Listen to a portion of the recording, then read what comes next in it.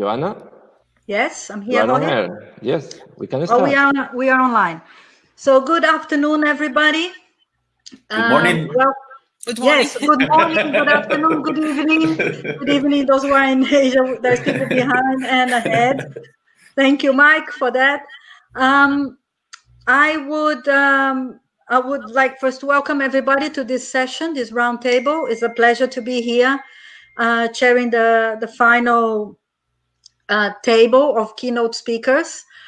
I'm completely overwhelmed by the presentations we had. We're going to go into that in a minute. I just would like to also introduce myself so you know who is talking to you. My name is Joana Soares Gonçalves. I'm from Rio, from Brazil, architect and urbanist with some years in environmental design, especially in academia, but with some architectural projects too, but mainly research and teaching. It's a pleasure for me to be here with Michael Smith and Belinda Tato. Like I said, I'm sure you guys feel the same. We are overwhelmed by the lectures. So thank you both for your time and contribution, and for giving us or giving the world so many beautiful projects. We need more of that. I would start the discussion and then throw some ideas for us to discuss and think about it. And then as we move, we're going to go into the audience as well and pick up questions from there. For both Mike and Belinda, I would like to start saying that you just confirmed and you celebrated the people in your projects so wonderfully. And that's something we've been talking since the beginning of the conference.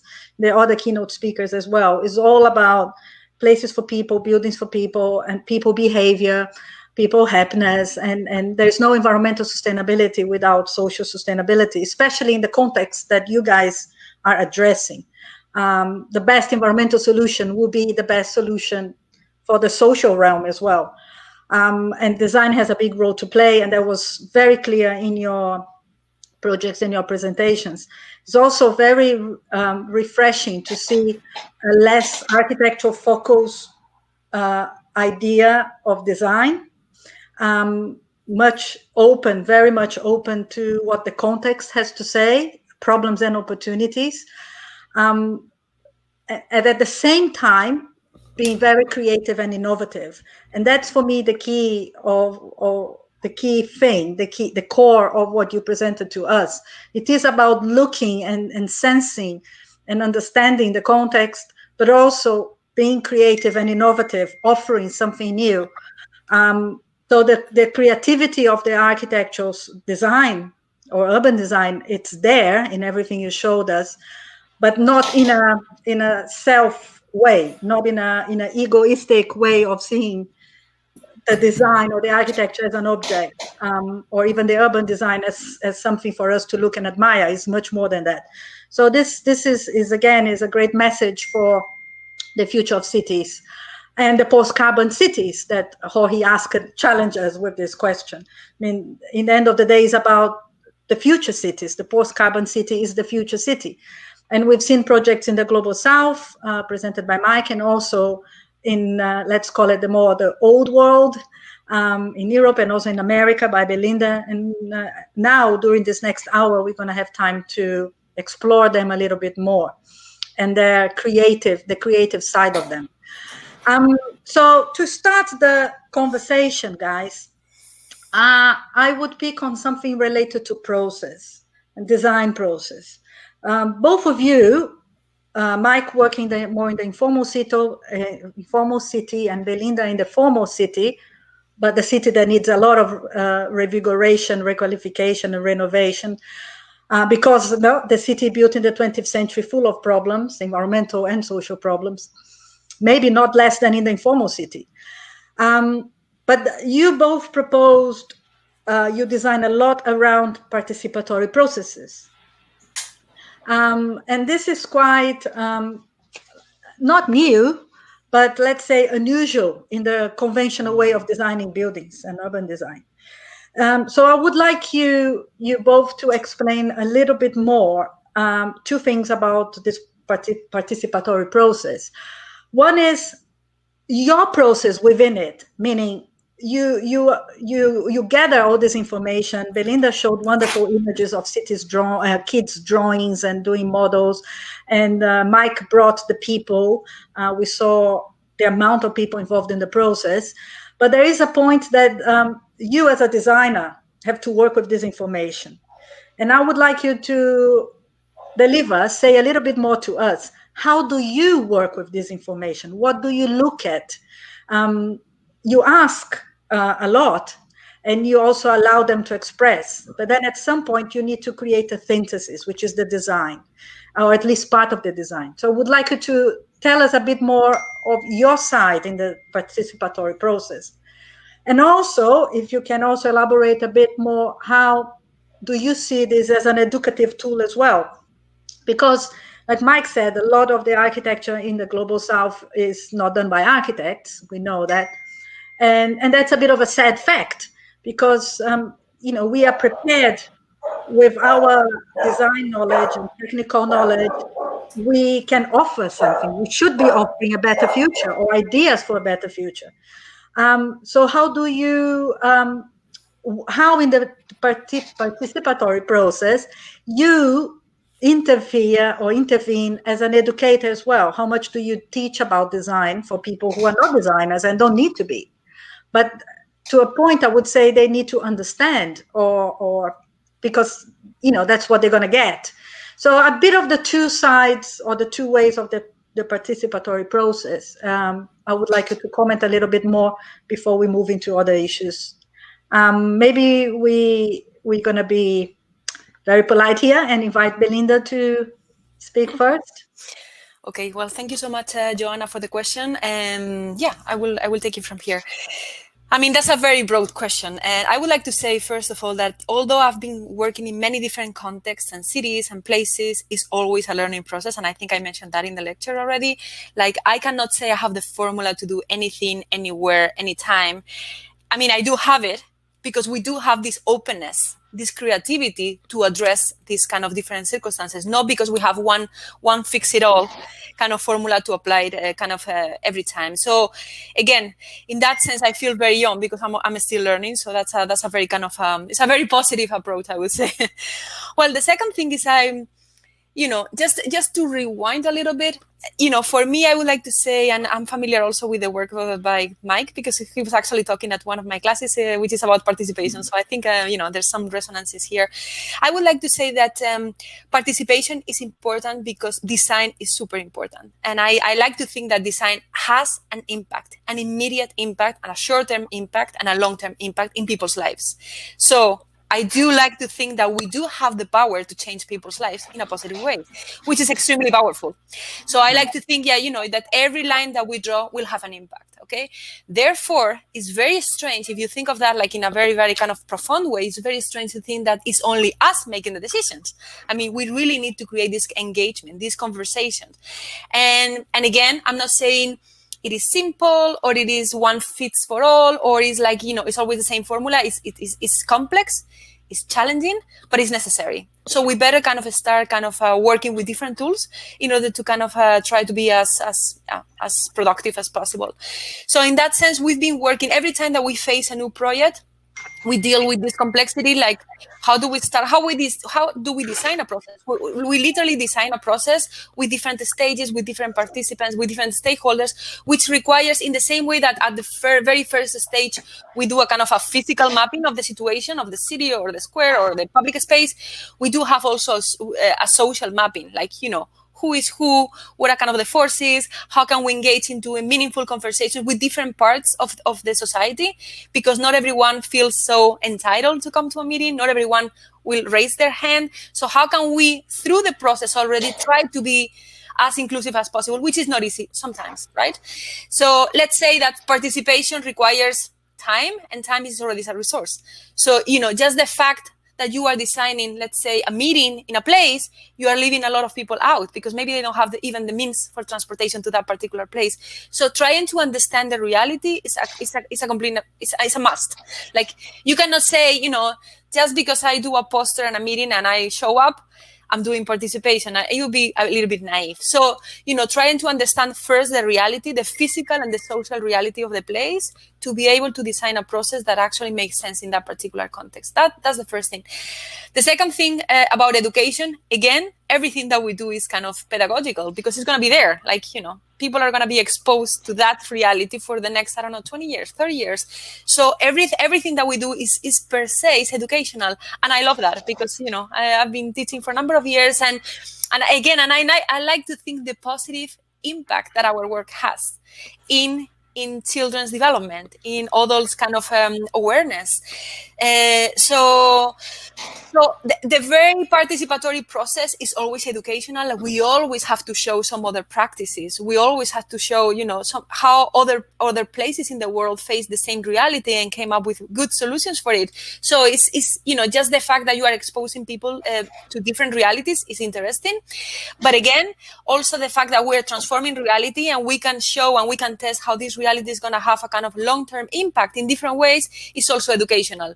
And by that, I would like to say that there is always resistance, like, in many places, or, I will take the car or the parking issue as an example. There is always resistance to remove a parking, right? And so it is necessary to show other examples, or it is necessary to kind of mock it up or do some kind of test in reality so that you can actually show people that there is potential for much more than that.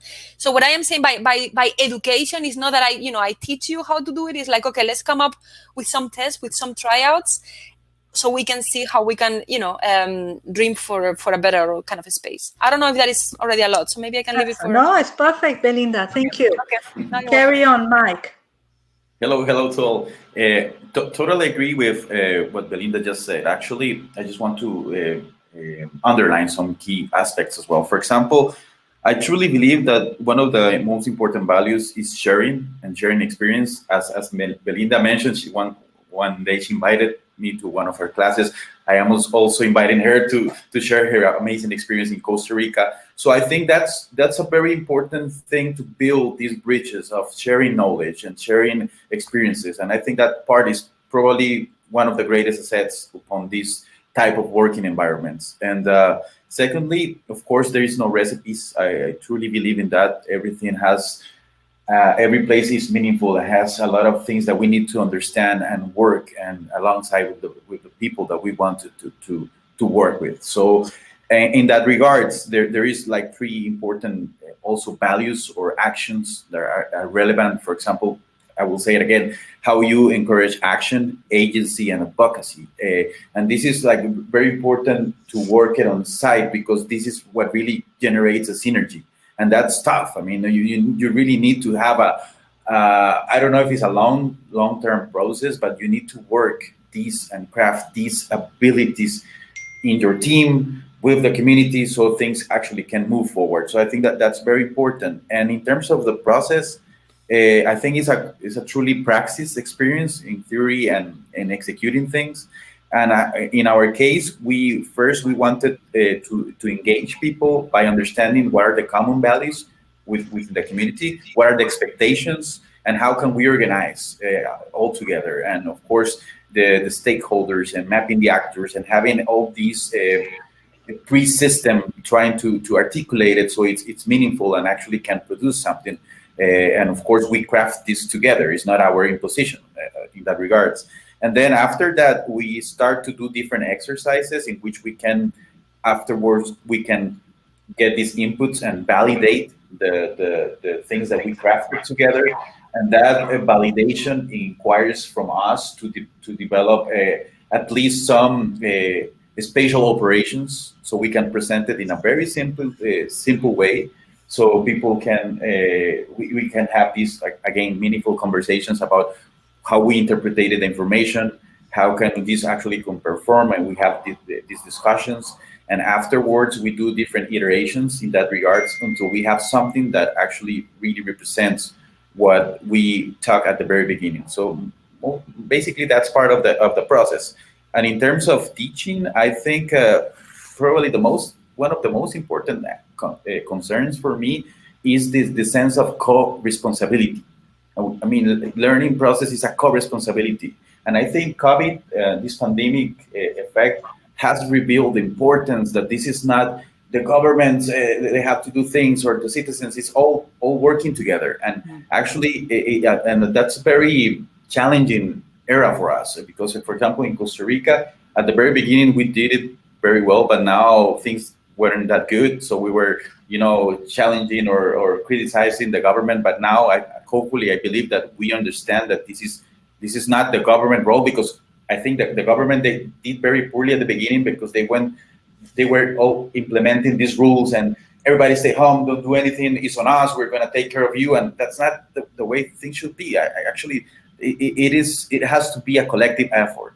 So in that regard, I think in terms of education, it is on us as a collective, as a co-responsibility with teachers, students. We are a learning community, a learning environment. So it's about to craft an experience as well, no matter race, place, or origin, working together and developing critical mass. So I truly believe since day one, we have to make this clear for our students, or for the communities, for our team, that we are doing this together. It's our responsibility to make this a meaningful experience. It doesn't matter where you are. It doesn't matter the university you work or the place you have been. It's about the moment with the people you're working, and the synergy that you actually can get people engaged and co-create.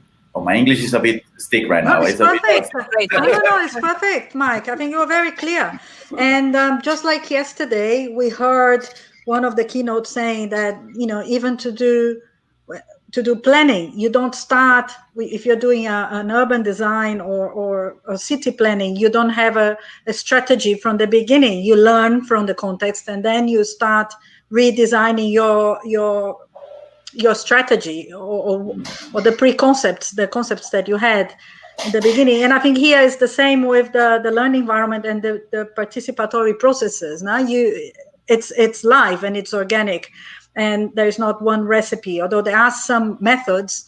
But I think from what you both guys are saying, there isn't one successful approach that you just do that, here's the recipe, go, and it will be fine. You need to feel the people too. But still about that, the projects that you both showed, and Belinda, both the building and the urban, and also for Mike, the building and the urban, these projects, they have a client, they have a founder, whether it's the city or the community, or there is somebody that comes with the brief. And how open this, let's call it clients for the sake of the discussion, are to your processes and your creativity and your innovation. I know Belinda mentioned some of your projects were design competitions, but still, after the competition is finished, you sit on the table with the client, and now let's talk business, let's talk design. That's what we want from you. Because we know we might have wonderful ideas, but we need an environment that is prepared for that development. So what my point is, how much do you change the brief, or how much did your brief was changed? How is the relationship with those that, let's say, supporting the project? Can you elaborate a little bit more on that? Yeah, I mean, the brief is always kind of changeable. I mean, it's like we do have an agenda, and the agenda is like, how can we do the best for this particular context? And sometimes the brief is not reflecting what we think should be the best. And participation is one of the topics. Like, I would say that maybe 10 years ago, there wasn't participation at all in any brief. Now there is certain participation in some briefs in a very limited way, in a very kind of controlled environment. Like, let's do a couple of activities in which you ask people questions. So it's kind of pre-cooked or pre-designed, usually a little bit kind of, I don't find it extremely exciting. That's what I would expect. That's what I thought. The formats that are kind of given, but it's a beginning. I would say that, nobody now, especially in urban interventions, nobody would think now that you can actually transform the city without having some sort of participation. So the question is already there. We're living in a world in which we are very connected. We share a lot of information. People are kind of empowered, and we are empowered. So it's something that, governments or cities cannot just neglect or deny or just ignore. I mean, it's there. So what I would say case, like maybe there is still need and there is still obviously a space for a little bit more of creativity in creating these conversations, right? So again, participation as a kind of a recipe, like, let's do 2 workshops in this format, and then we have our, surveys, and then we're done. I think it could be a little bit more challenging, interesting, challenging for us. Again, it's not that I have it. It's like we're always testing things, and I think that is an amazing field for exploration for designers, because we will need to respond to societies as well as for clients, and clients are asking for that in a very kind of limited way, because maybe there's not that many precedents, or sometimes there is this resistance to criticism or to this openness, but the experience has shown that actually is the opposite. Like is the opposite. I mean, it's like you cannot work in the dark and then come up with a beautiful, amazing finished plan. It doesn't make any sense. So I think little by little there is it's kind of more embedded into the way in governance. Like we really need to do this, and I think again, designers, you can become an expert on it or not, or rely on others or collaborate with others, but you have to be aware that this is necessary. So we have to kind of have an open mind to incorporate more tools into our kind of palette of tools to be able to design. Fantastic. Thank you very much, Belinda. Mike, your thoughts? Yeah, sure. I think from our experience, I heard from somebody that there is good and bad architecture, right? And I don't know if it's that dichotomy, but I truly believe, sometimes I believe that you have good and bad clients, but so far we have been very lucky. We have amazing clients, and I think important. And we celebrate when actually they come with a very well done brief, because basically they're really the ones who know what they want. And in that sense, I truly believe we're facilitators, and if they come with this very well crafted brief, that really means that they have done their work, that they're really aware about their concerns. Sometimes when I say client, I'm talking about one person or a big collective, right? And that's very important also to make the understanding that this is a social exercise. And I think that's the main concern about social, is not working with low income or with a lot of resources. Is social. It's a social exercise. And I think most of the briefs that we have so far, they're amazing and they're terrific, and we just wanted to learn from it. We make critical mass to see if actually that's really represents what they are trying to address. And if that doesn't happen that well, we go through the participation, co-creation, collaborative iterations, necessary iterations, in order to address and to polish in a way that brief. But mostly, I think it's about to facilitate and listen. That's a very, very important also element about this, how we listen and understand in a very critical way the brief. But I truly believe if a client comes to you with a very intense brief, I celebrate it. I think it's amazing, because I mean they have very clear, and of course there are design opportunities, but I think design in a broader umbrella. It's all these opportunities to make things better and to craft the experience, the process, the final outcome. At the end, what it really, I think, is really meaningful and important is that the people who's going to leave the spaces, actually, they feel empowered about what we have done together. So, yeah, I think it's a good thing. I do have a comment for Michael's comment. Go. I don't think your clients are also perfect. I think you have a very positive attitude, and I think that's actually a difference, because again, we have to keep our minds open. It's not that everything is perfect. It's you embrace the complexity and you embrace the challenge, and you take it as a kind of as an opportunity for action and design. And the second thing is that probably it's not a coincidence that also you have very good briefs or very good clients. They come to you. They come to you, and but because in a different way, we've won a number of competitions, and every time that we won a competition, I always see that there is somebody who tries to do things in a different ways, or who wants to take the risk or the challenge of working with an international team or with a foreign team or with a participatory team, which is us. So it's not a coincidence that we won that competition, because there was somebody willing to do things differently or more broadly or in a different way. So so you're very positive, Mike. I mean, yes, don't be so humble. Belinda, but you know what? That's very important as well about the challenging part. Don't you think that, or Joana, that this, I mean, embracing the challenge, that's so important, because nowadays that's absolutely. I mean, we have a lot of challenges, and they're getting more complex and more intense, and we have to be positive, I think. Exactly. They are getting more complex, more intense, especially, when you look at the global south, like you point out, Mike, it's huge. We are talking about, what world are we building for the next generations? We have more and more kids being born in the favelas.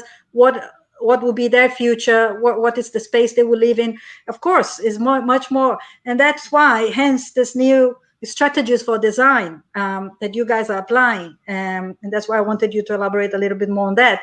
Now, a question specific for Belinda, and maybe Mike, you can answer too, if you think you have had this experience. When you worked in Asunción or in the beach in America, I forgot to now escape the city. Yeah.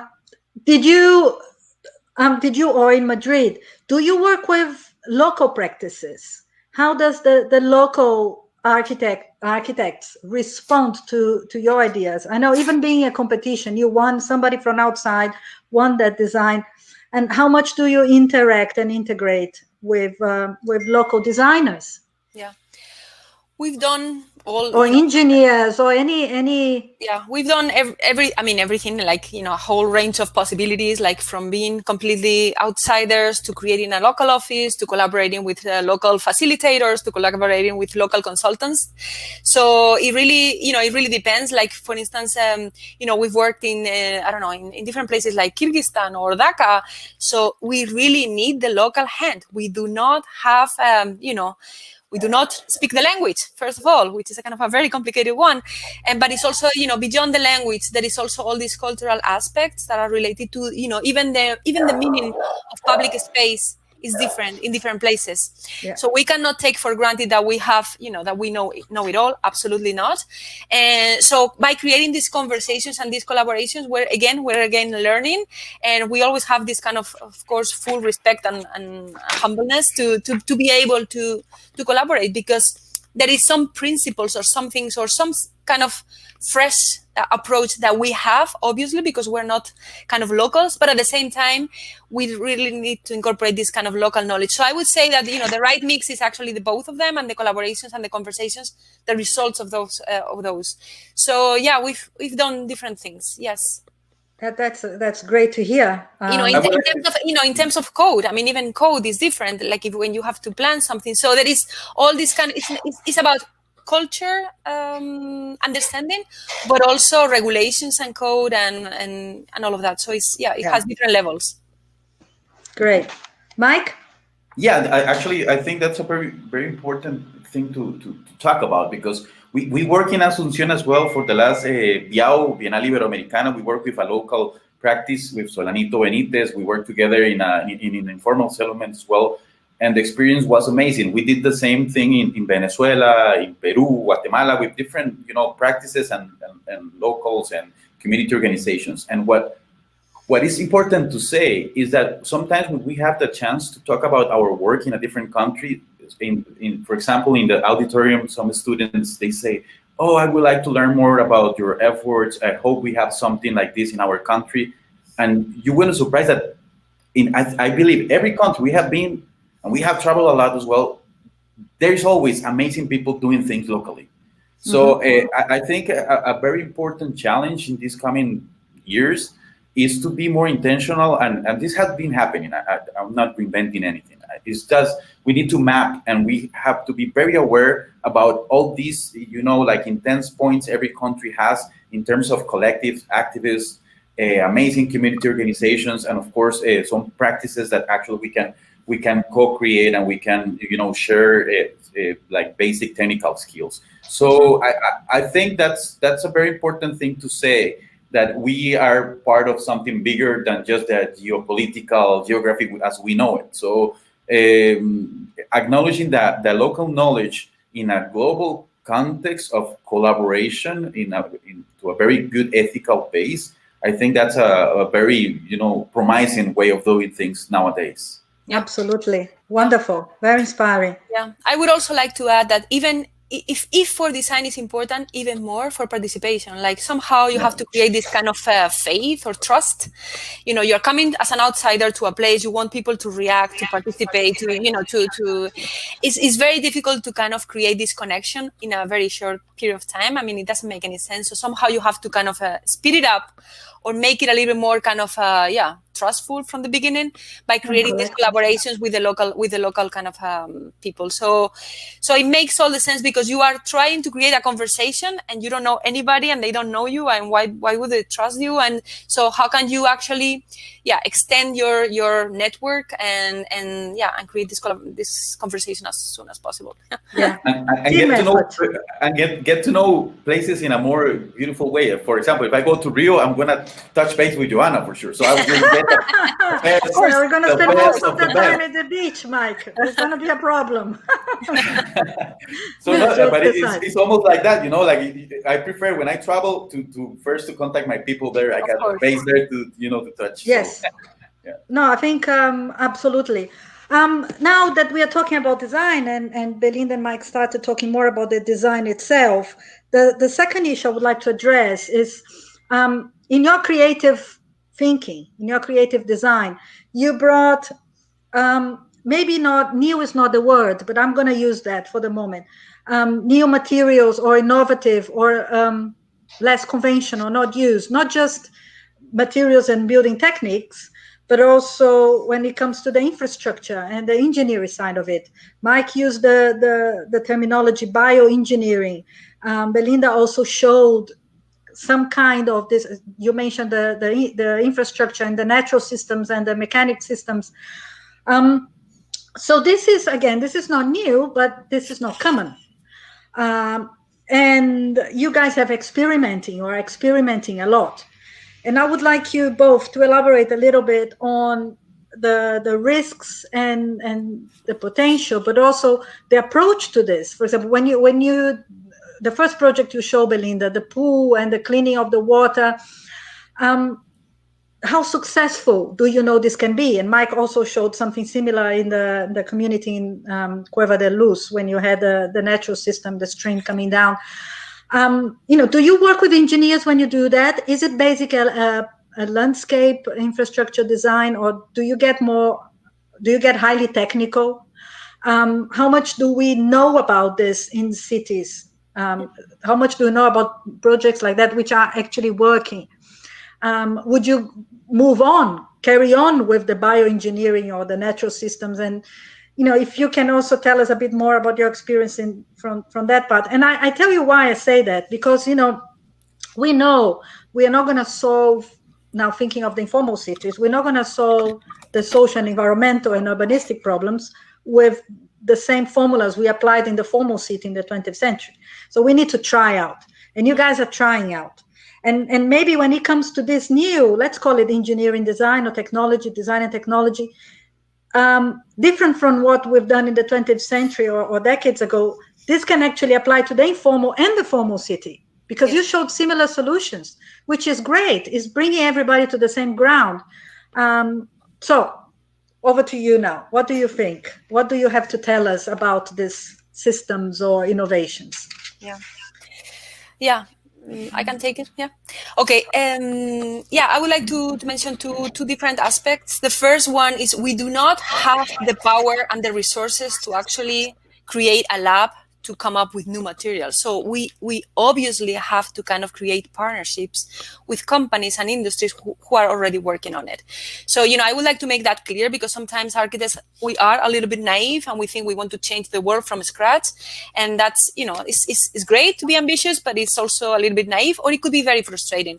So somehow I think the innovation could be not only about coming up with new solutions, but also about kind of using systems and solutions in a different way or in a different context, or tweaking them or combining them in a different way. So again, this exploration and research is super important, because we have to look into what is already in the market, even if it is used for a different purpose, but we can, embrace it and use it differently. So I think that that is already innovation.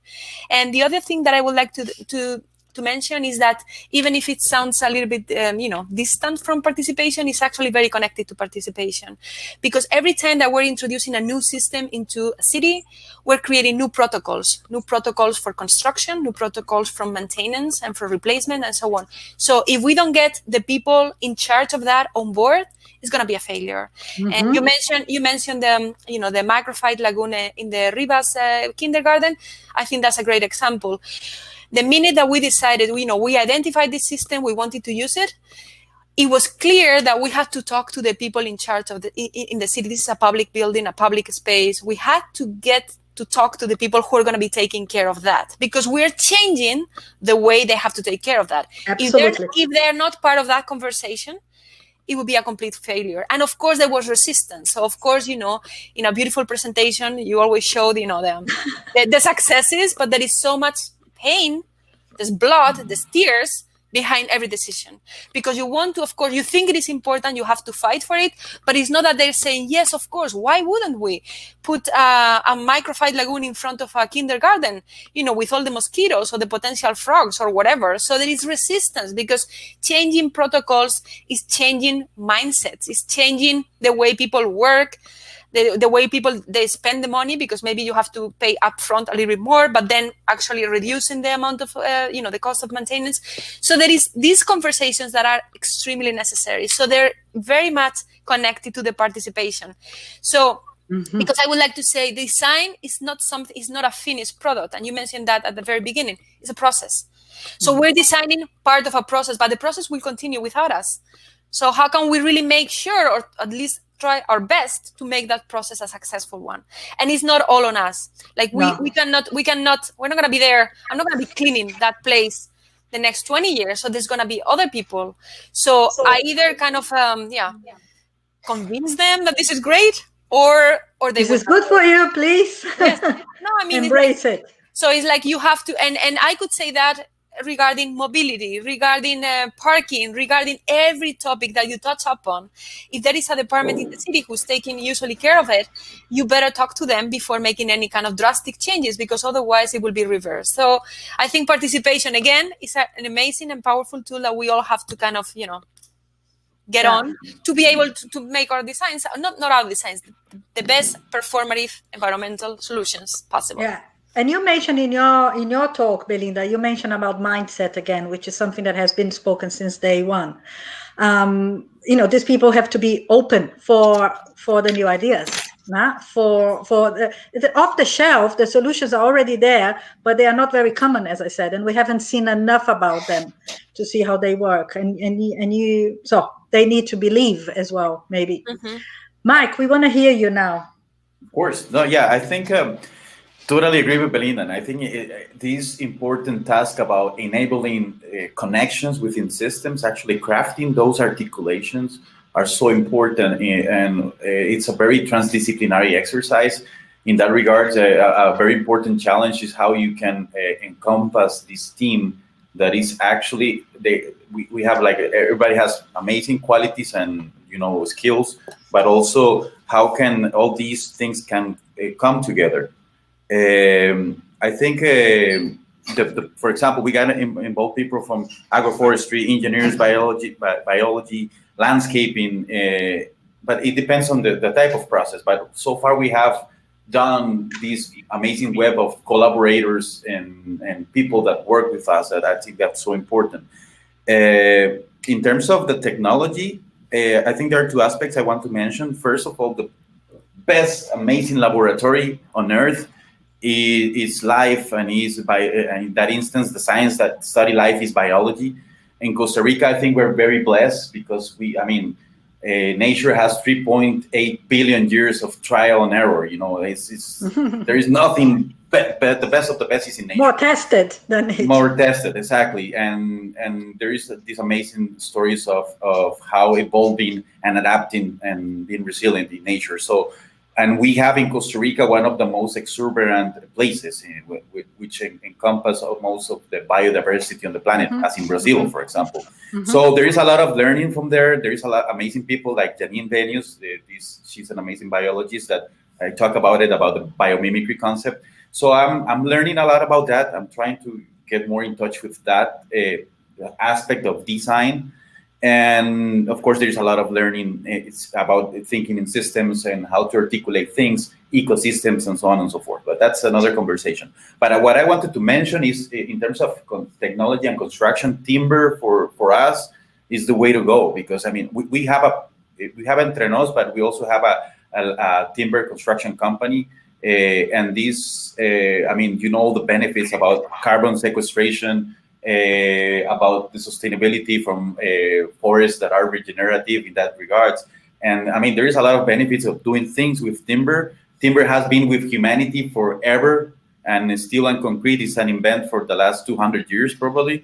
So, and of course, there is a lot of indigenous and vernacular techniques that are also very important nowadays to be considered, and more into our, in the way we construct, and especially in Latin America, I think we have amazing examples with timber construction from the 1940s. So I truly believe that's a very sustainable material if you do it in the right way. So yeah, more or less those things I wanted to share. Yeah. Mm-hmm. Yeah, in your buildings, you do apply a lot. There was even a question when you were presenting, Mike, about you know, details of the buildings you proposed. Of course, because of the climate, natural ventilation and shading is a must, and that's what you're following.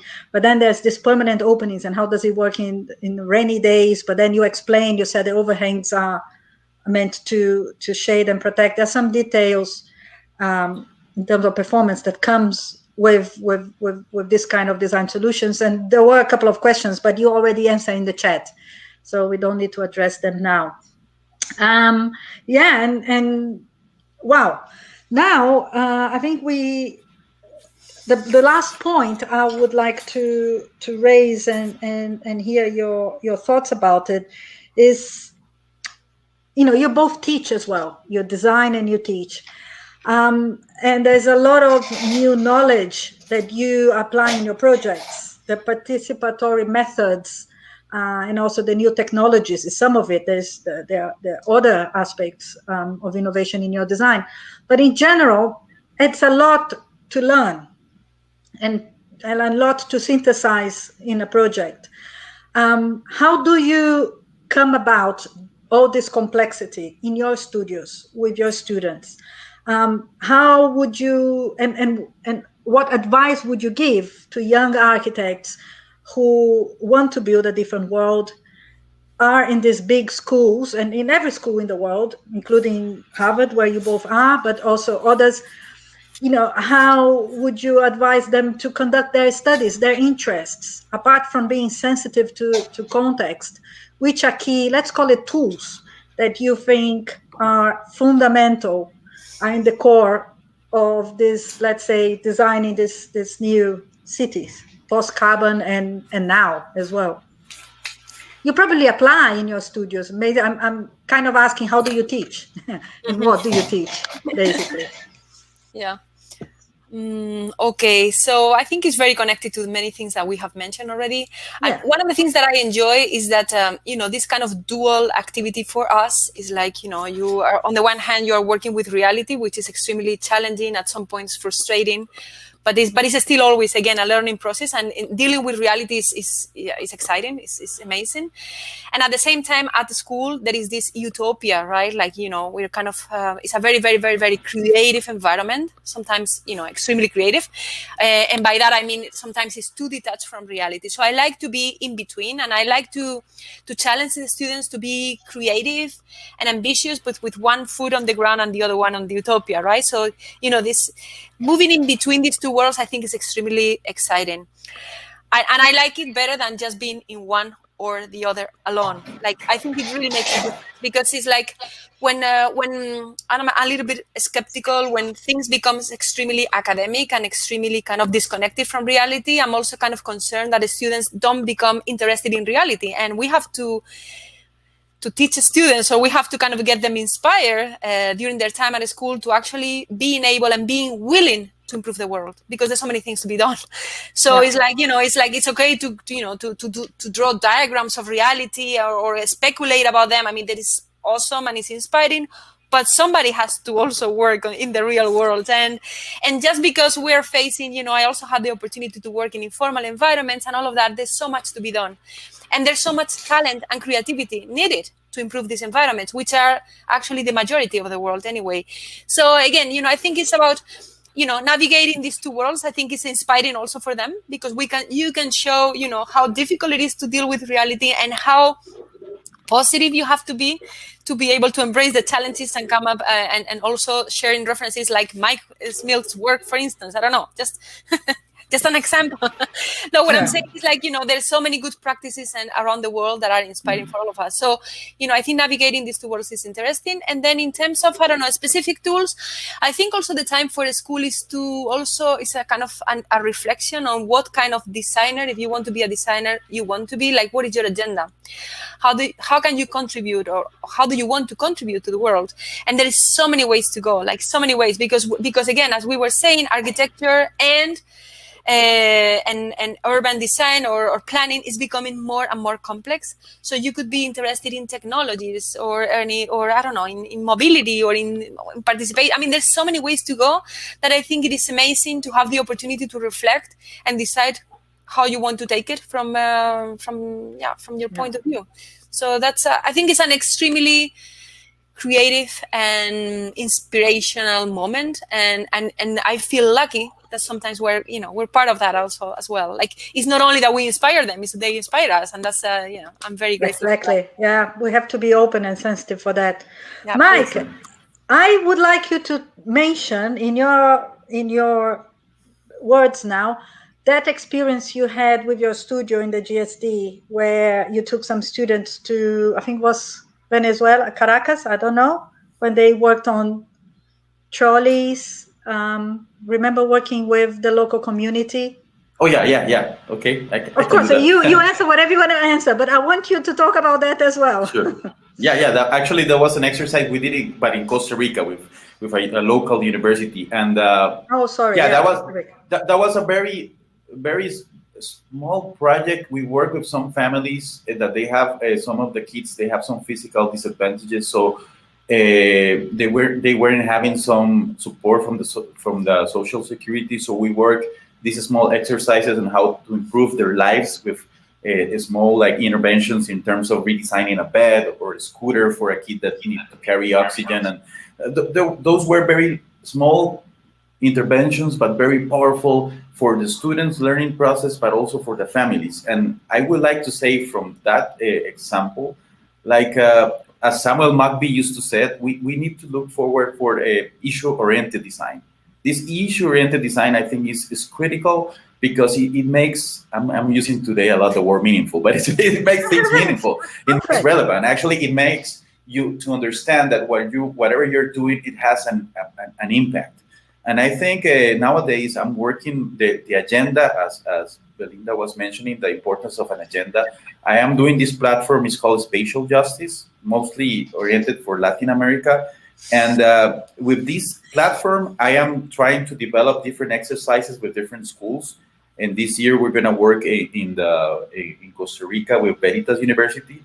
And something that I learned from Belinda's class at the GSD is the importance of also putting into account the network you have done with amazing people. And for example, I remember in Belinda's class, the experience of having somebody from Chile talking about the urban and the intelligence of the territory and the way they work it. And then somebody else crafting their experience in Boston in terms of also getting people engaged and involved with different processes.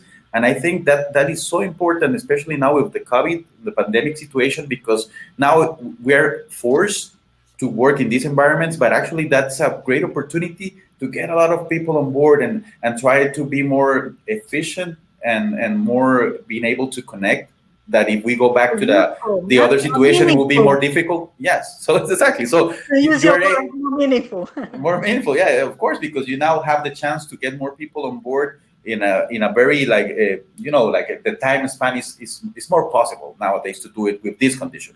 I'm not saying that the older way to do it is bad. Actually, you can do it as well. But I think in this new format, there are also great opportunities to do things. So I believe that network part, especially today, help us to do a different experience with our students.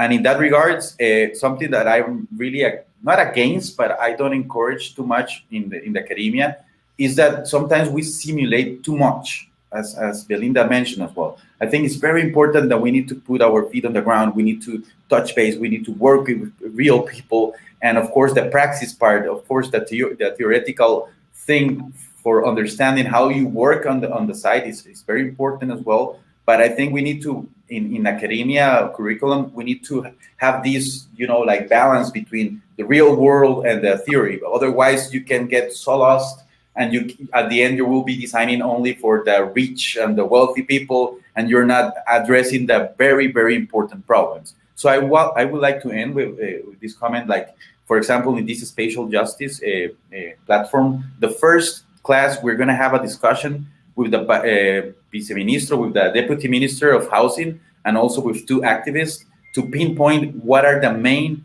urgent issues in terms of spatial justice in Costa Rica.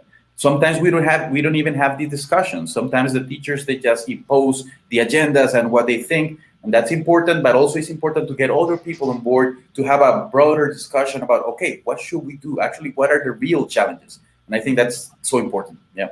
And Mike, I would add and say, not just that if you simulate too much, you are designing for the rich. You are designing for an artificial environment, or you're designing an artificial environment that will never materialize.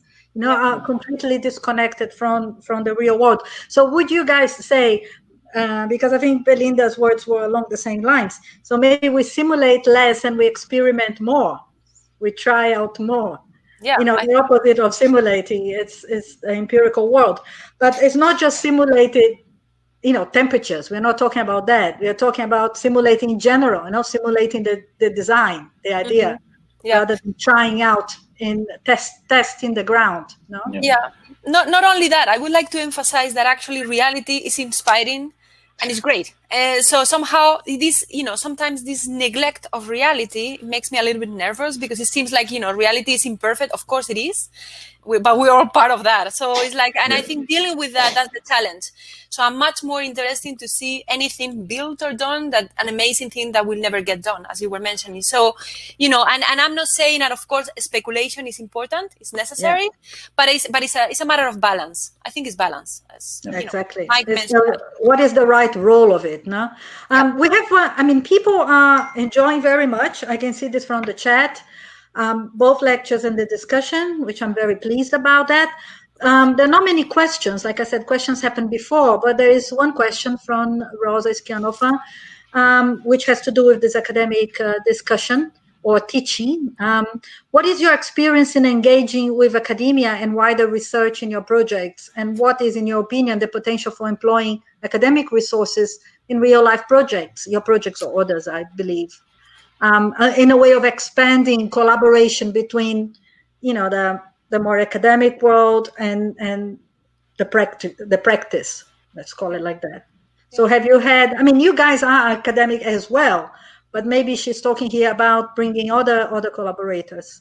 But you know what? I would like to say something in that regards. I think what makes me, for example, in my experience, the driver, the way we approach things, I think our first most important step was academic. Actually, academia helped me at the very beginning to generate questions, to find stakeholders, to get people on board, involved, and so on and so forth. And then I'm talking about probably maybe 20 years ago. And then it's a parallel development then from the professional and academia, and they work together, and they're very important to each other. And academia sometimes is the necessary safe environment to make these questions, to build critical mass. And in practice, you can do almost the same, but you have to be more sure that they need to work. Because sometimes they don't work, and we have spoiled a lot of projects as well. So it's a learning process in both sides, of course. But what I'm saying is that academia is very important, and of course, in our process, we try to have an important space on the professional field with academic efforts, because they help us to build capacity in terms of critical mass and also in the way we understand complexity. And of course, we get volunteers, we get students, we got professors, people also who can help us to have a broader perspective in different fields. I'm not talking about architecture, I'm talking about academia itself in a broader approach. So yeah, I mean, I think it's a natural connection between the two worlds. Yeah. Mm-hmm. It should be strong in some places, though. It's not strong everywhere. Mm-hmm. Belinda. Yeah, I think, I mean, I totally agree with Mike's words. Maybe one more thing is that I usually kind of, try to get students to work on something that is relevant to them. It's like, again, as Mike was saying, I don't come with my own brief and say, this is what you have to do. Is like, of course, depends on the course, but when there is room for that, I try them to pick up or to come up with their own brief. And in many cases, they end up working for their hometown or for something that is really, really relevant to them. And I think that is important because maybe some of these projects, and in some cases it happened, they flourish beyond the school. And that is because there was a true and genuine interest in pushing them forward because it was relevant. I'm talking about architecture or urban design or public space or whatever. And they had this kind of true need to really kind of explore that. And they finished the school and they ended up doing something or a portion of that, or they created a startup. So I think this connection to reality in a way that is meaningful, again, for them, it makes total sense because, again, for me, the school is a time to decide what kind of designer you want to be and what you want to do for your professional life, which is going to take up most of your energy anyway in your time. So you better kind of be happy with it. So, yeah, I think it's a great opportunity to decide what you want to do next. Yeah, it's great. And you guys are teaching in a quite a renowned school that the world looks at to see what is happening there. So I think you're giving a wonderful example. We have to wrap up. I would like again to thank you both. I think you deliver and you showed us very beautiful and well-placed projects, and which come from a very rich design process that involves new thinking, testing technologies, testing materials, looking for the right the expression for that place. So there is no really formula or preconceived form in anything you showed.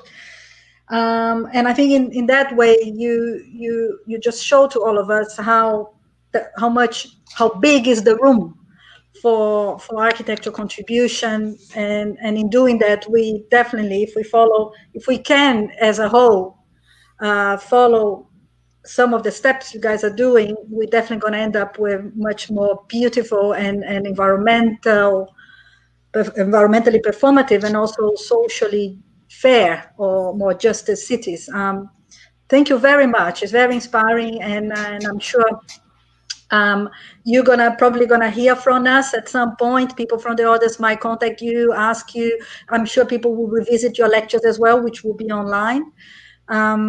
And that's it. I don't know if you want to say a final word. We have a minute or two, but I only have to thank you for your time, your attention, and your passion, your energy to that. Mm-hmm. Well, yeah. Thank you, Joana. It was a pleasure to talk to you. It was, very inspiring also to listen to you and to listen to the questions. And thank you, Mike. I already know you.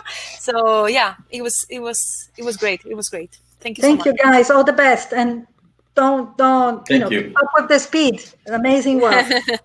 Thank you. Take care of you. Bye-bye. Bye-bye.